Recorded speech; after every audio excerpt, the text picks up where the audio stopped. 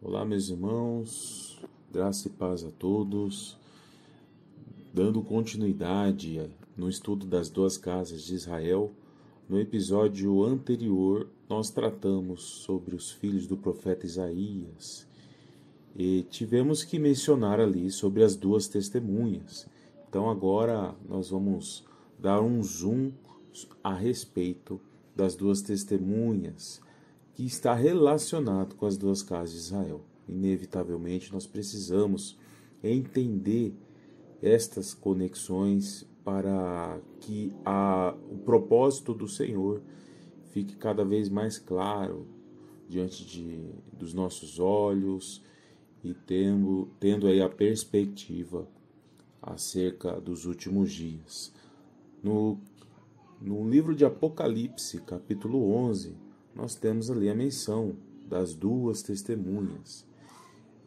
Interessante que os primeiros versos trata de uma medição de um santuário ou tabernáculo. A palavra ali empregada no original é naos, ou seja, uma palavra que vai apontar para um templo que nas escrituras aí no Novo Testamento faz apontamento para um templo físico. Contudo, esta palavra naos também faz relação a um templo espiritual. E nós vamos encontrar isso nos evangelhos, por exemplo, onde Cristo ele mencionou que reconstruiria o templo depois de 3 dias, tratando do seu próprio corpo. Essa palavra templo é naos. Outra passagem muito interessante, quando Paulo, nas suas cartas, ele menciona que nós, quando estamos em Cristo, nós somos templo de Deus, ou templo do Espírito Santo. Essa palavra é naos. Então nós precisamos ter esse discernimento de que esse santuário que está sendo medido em Apocalipse 11 vai tratar de um templo espiritual. Outra passagem importante para nós discernirmos acerca deste templo é o livro de 1 Pedro. 1 Pedro, capítulo 2, ele vai tratar de uma pedra fundamental apontando para Cristo Jesus, e esta construção ela também vai envolver aqueles que estão sendo alcançados pelo sangue de Jesus. Pedro vai chamar de pedras vivas. Então, muito importante nós termos esse discernimento, porque vai tratar de um templo espiritual. E esse templo espiritual envolve uma pedra fundamental, que é Cristo Jesus, e também pedras vivas, que faz parte de toda essa construção. Também vós mesmos, como pedras que vivem, sois edificados casa espiritual, para serdes sacerdócio santo, a fim de oferecerdes sacrifícios espirituais agradáveis a Deus, por intermédio de Jesus Cristo. Pois isso está na Escritura: eis que ponho em Sião uma pedra angular, eleita, preciosa, e quem nela crer não será de modo algum envergonhado. Para vós outros, portanto, os que credes, é a preciosidade, mas para os descrentes, a pedra que os construtores rejeitaram, essa veio a ser a principal pedra angular, e pedra de tropeço e rocha de ofensa. São estes os que tropeçam na palavra, sendo desobedientes para o que também foram postos. Vós, porém, sois raça eleita, sacerdócio real, nação santa, povo de propriedade exclusiva de Deus, a fim de proclamardes as virtudes daquele que vos chamou das trevas para a sua maravilhosa luz.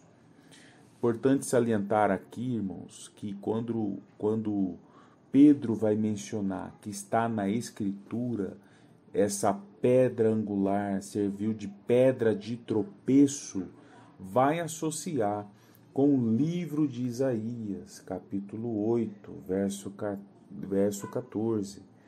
E lá está escrito de que ele serviria de santuário, porém, para os que tinham cerviz dura, serviria de pedra de tropeço e rocha de escândalo para as duas casas de Israel. Então, nós precisamos ter esse discernimento sobre o que o Senhor vem realizando desde os tempos antigos e uma restauração que está acontecendo através de Cristo Jesus. Quando nós tratamos deste santuário como templo espiritual, como povo de Deus, então nós vamos ter aí um discernimento de que este povo, ele terá uma missão, um ministério, um propósito. Tanto é que no verso 2, deixa muito claro que o átrio exterior deste santuário espiritual não seria medido, e ele seria entregue aos gentios para serem pisados por 42 meses. Essa expressão 42 meses vai associar com a segunda metade da semana, o período em que haverá aí perseguição aos santos. Lembrando que 42 meses é igual a 1.260 dias, tempos, metade de um tempo, ou então segunda metade da semana. Importante termos essa convicção, porque no verso 3 nós temos aí duas testemunhas profetizando por 1.260 dias. Então nós temos aí um período em que as duas testemunhas vão profetizar e depois um outro período em que os santos seriam perseguidos também pelo período de 1.260 dias ou 42 meses. E aí nós entramos no verso chave aqui, que as duas testemunhas são duas oliveiras e os dois candeeiros que se acham em pé diante do Senhor da terra. Quando nós analisamos aqui duas oliveiras e dois candeeiros, nós precisamos discernir onde que essas palavras vão fazer sentido na análise das duas testemunhas. Duas oliveiras, nós temos uma conexão direta com Zacarias capítulo 4. Então nós precisamos ter o profeta Zacarias em mente, porque ali tem menções muito importantes sobre as duas testemunhas. E o capítulo 4, ele vai mostrar a revelação de um candelabro de ouro, um vaso de azeite, 7 lâmpadas com 7 tubos. E nós temos ali duas oliveiras, uma à direita do vaso de azeite e outra à esquerda. E o Senhor vai discorrer acerca de uma palavra que vai apontar para uma edificação, uma restauração, citando o rei Zorobabel. Nós sabemos que Zorobabel esteve ali no período de reconstrução do templo e da cidade de Jerusalém, depois do período do cativeiro babilônico. Todavia, quando nós olhamos com mais atenção as menções do profeta Zacarias, nós vamos perceber que esta casa que seria edificada nos tempos de Zorobabel também tem um apontamento profético que se relaciona com uma edificação de uma casa espiritual. Por isso nós precisamos discernir aquele templo espiritual de Apocalipse 11, porque vai fazer muito sentido. Nós temos a expressão muito conhecida não por força nem por violência, mas pelo Espírito. Os fundamentos do templo de Zorobabel foram construídos, foram edificados. Contudo, pelo Espírito existe um fundamento, existe uma construção de uma casa, de um templo espiritual que está acontecendo até nos nossos dias e ela vai se consolidar nos últimos dias. Então nós precisamos ter esse discernimento. O profeta escreve nos últimos versos, ele faz uma pergunta: quem são as duas oliveiras, os dois raminhos de oliveira que estão junto aos tubos de ouro, que vertem de si azeite dourado? Existe um azeite dourado, um azeite especial que será derramado nos últimos dias. Está muito relacionado com a unção dobrada sobre as duas casas de Israel, sobre as duas testemunhas. Vai apontar aí para o Elias que há de vir e preparar o caminho para a volta de Jesus sobre a terra. O último verso vai relacionar com dois ungidos que assistem junto ao Senhor de toda a terra. Outra menção importante sobre as duas oliveiras está no livro de Romanos. Romanos capítulo 11, um capítulo muito importante, muito profundo, que Paulo ele vai escrever, ele vai trazer elementos muito importantes acerca do propósito de Deus para os últimos dias. E ele vai mencionar aqui no livro de Romanos, capítulo 11, duas oliveiras. E ele vai relacionar a oliveira brava com os gentios, e ele vai relacionar a oliveira cultivada com os judeus. Então, aqui nós já verificamos que existe um enxerto, existe um propósito de ligação, de unificação em um só corpo, gentios e judeus. Está aqui algo muito importante, porque Paulo vai relacionar duas oliveiras que nos faz conexão com Zacarias 4, e também, ao se tratar de duas varas sendo ligadas, enxertadas, nós também vamos relacionar com o profeta Ezequiel, capítulo 37.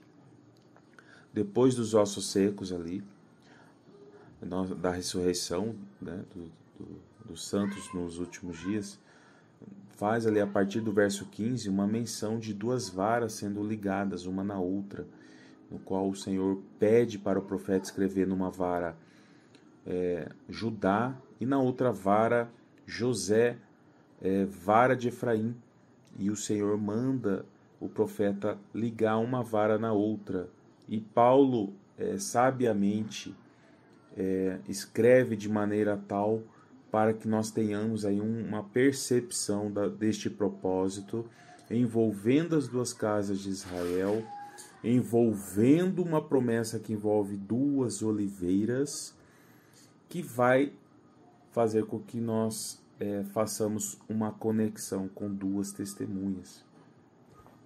Outro detalhe interessante é que duas testemunhas também são dois candeeiros.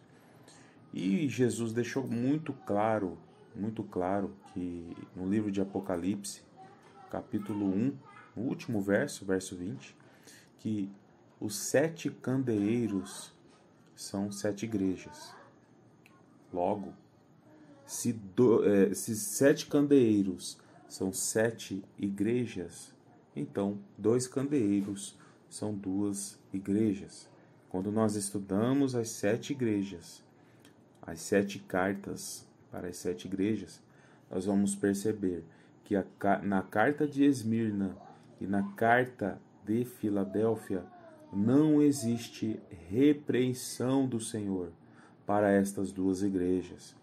São duas igrejas que estão íntegras diante do Senhor de toda a terra. Então nós temos diversas conexões, diversas maneiras de associar as promessas de restauração e o propósito do Senhor envolvendo duas casas de Israel e chamando-as para realizar um ministério de duas testemunhas, cristãos e judeus, posicionados na visão do reino. E aí nós relacionamos aí com o profeta Amós. O profeta Amós, no capítulo 3, ele vai declarar: andarão dois juntos se não houver entre eles acordo. Uma passagem muito importante que também aponta para os últimos dias. Cristãos e judeus unidos na mesma visão, na visão do reino, proclamando o evangelho eterno, o evangelho genuíno do reino, despertando a muitos com esta mensagem, despertando inclusive as 10 virgens. Trata-se de um povo posicionado, acordado, e quem está acordado vai relacionar com o atalaia que toca a trombeta, que está na torre elevada, que tem uma visão ampla do cenário, consegue enxergar o propósito, consegue enxergar as armadilhas do inimigo para ofuscar a revelação da palavra para os demais. Estes atalaias, cristãos e judeus posicionados, eles vão profetizar e vão acordar a muitos, despertar muitos do sono, chamar para o arrependimento. E existe um propósito maravilhoso acerca disso.